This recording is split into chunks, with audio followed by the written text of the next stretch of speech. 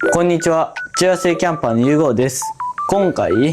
は焚き火とかでよく使っているこのナイフをちょっと紹介したいと思います。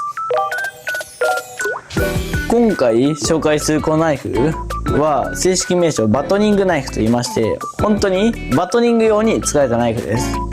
で、僕はこれ魚さばいたりとかもしてたんですけど、まあね、主な使い方はバトニングする用のナイフとなってます。で、こいつのまずかっこいいところがここで、このパラコード編みがねまたかっこいいんですよ。で、ここの部分をやるとこんな風にね、こうやってやっても大丈夫みたいな、そんな感じになってます。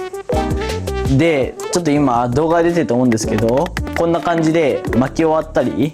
だったりとか、あとねちょっとね見せるけど、こんな感じでね、ここにこうやってやってて、でここから先の刃に行かないようにしてます。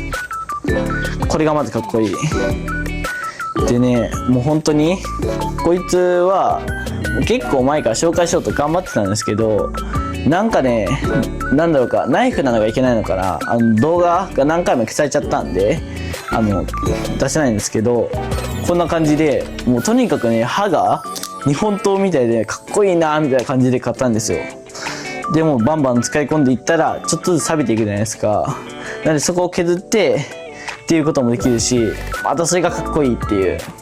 もうね、何を見てもかっこいいみたいな、そんなね僕のロマンが詰まった一個になってます。で、実はこのメーカーアメノマっていうんですけど、アメノマさんね、実はこれともう一つね、めちゃめちゃかっこいいやつをちょっと販売してるんですよ。まあ実際は僕にはもう到底手の届かないような値段なんですけど、とんでもなくかっこいいんですよ。ダマスカス鋼っていうやつで、写真に写ってるそんな感じの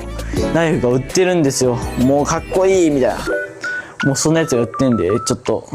大人になったらねちょっと買ってみたいと思ってます。で、